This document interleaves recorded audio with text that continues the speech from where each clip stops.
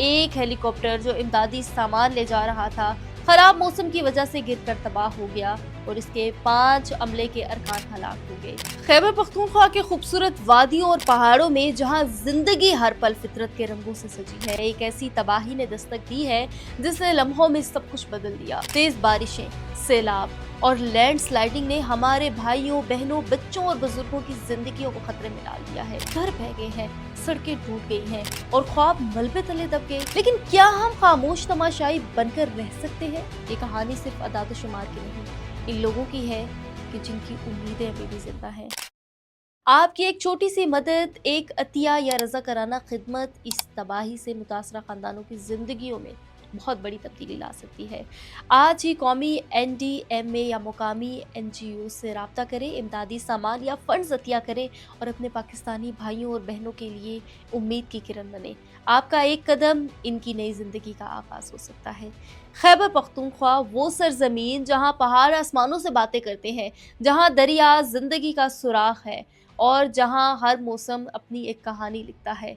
लेकिन अगस्त 2025 में इस सरजमीन में एक ऐसी कहानी देखी जो दिल दहला देने वाली है। तेज मानसून बारिशों ने खैबर पख्तूनख्वा के कई अजला को अपनी लपेट में ले लिया, जिससे सैलाब और लैंड स्लाइडिंग ने तबाही मचा दी।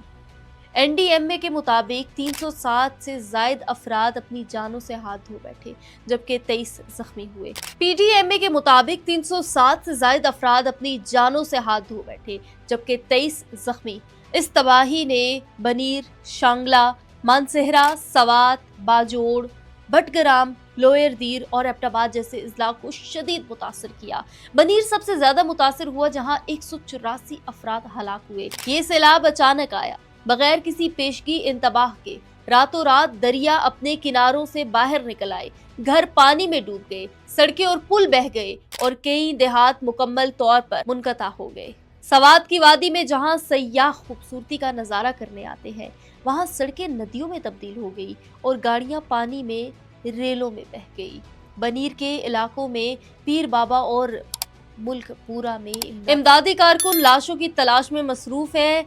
जहां ज्यादातर हलाकतें जुमा के दिन रिपोर्ट हुई। एक मुकामी रिहायशी अजीजुल्लाह ने बताया, मैंने एक जोरदार आवाज सुनी जैसे पहाड़ खिसक रहा हो।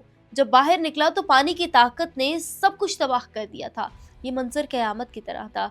इंसानी नुकसानात और तबाही की अगर हम बात करें तो इस सैलाब ने न सिर्फ जानी नुकसान किया बल्कि बुनियादी ढांचे को भी बुरी तरह मुतासर किया। 63 घर मुकम्मल तौर पर तबाह हो गए, जबकि 74 को जिस्वी नुकसान पहुंचा।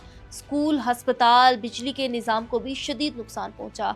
कराक्रम हाईवे समेत कई अहम शाहराएं लैंड स्लाइडिंग की वजह से बंद हो गई, जिससे इमदादी कामों में मुश्किलात पेश आई।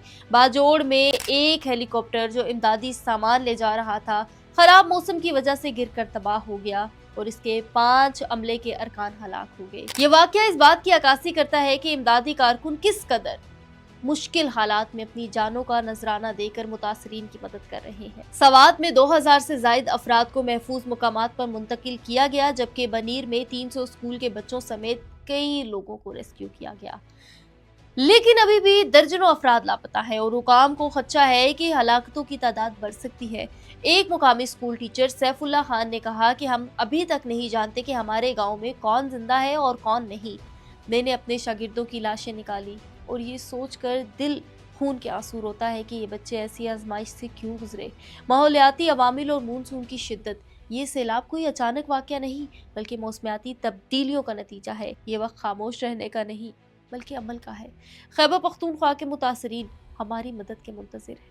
आपकी एक छोटी सी काविश, एक अतिया या चंद घंटों की रज़ाकाराना खिदमत इनकी ज़िंदगियों में रोशनी ला सकती है।